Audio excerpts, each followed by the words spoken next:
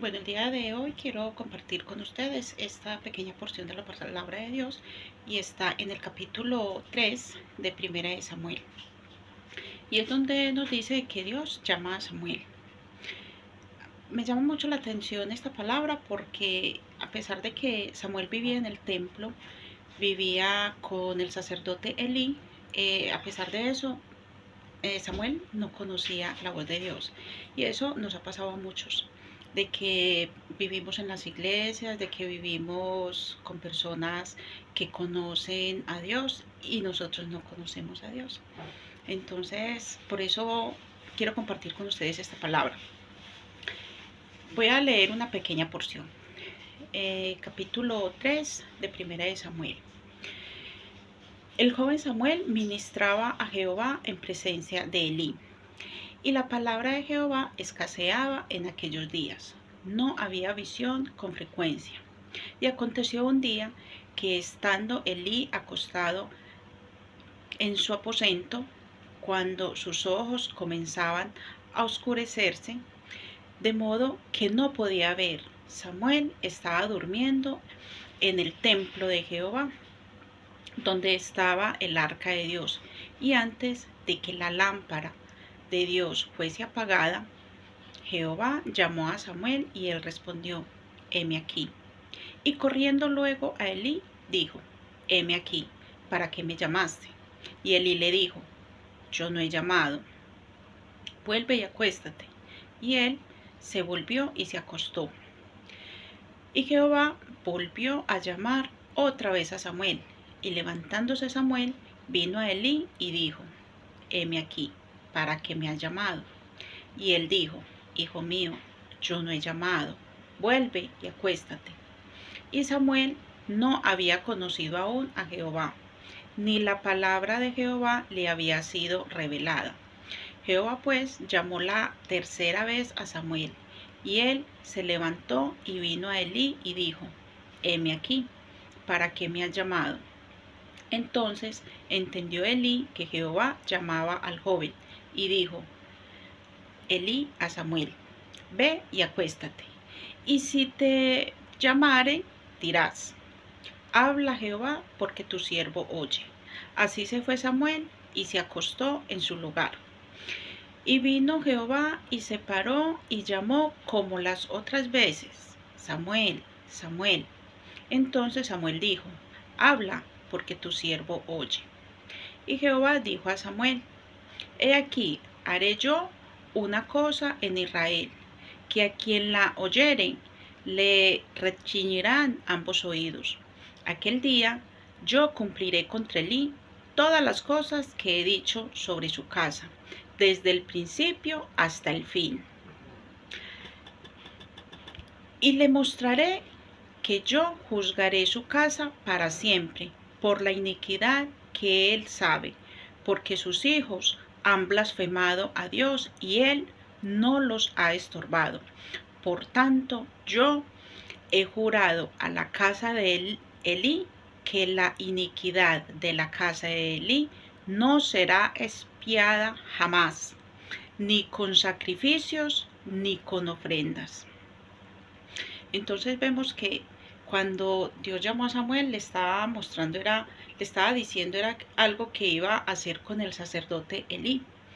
Entonces Elí estaba haciendo algo que no era del agrado de Dios, no estaba corrigiendo a sus hijos. Sus hijos estaban haciendo algo malo y él no les estaba corrigiendo. Y lo ideal para todas las personas es que no dejemos cometer pecado en nuestras casas, a pesar de que además de que nosotros tampoco lo debemos de cometer.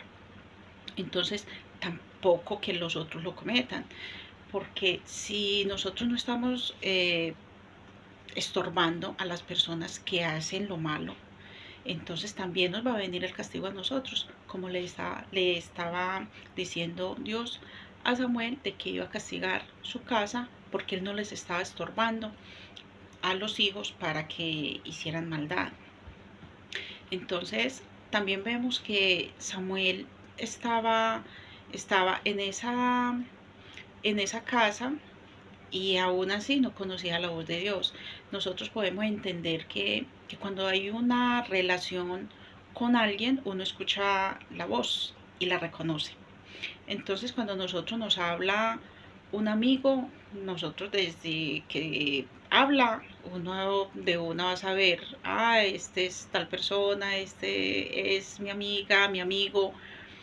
¿Por qué? Porque nos está llamando y mire que, que Dios estaba llamando a Samuel era por su nombre.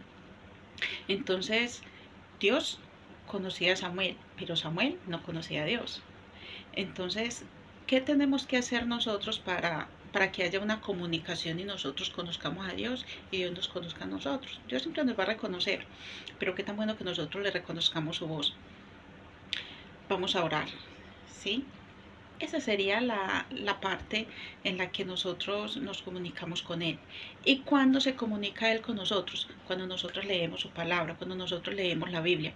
Entonces ahí es cuando nosotros estamos entendiendo de que hay una comunicación. Dios habla y nosotros escuchamos. Nosotros hablamos y Dios nos escucha. Entonces tenemos esas dos partes y qué tan bueno que cuando nosotros escuchemos nuevamente la voz de Dios, le podamos reconocer, podamos saber, es Dios, y podamos decir, Señor, habla, aquí estoy.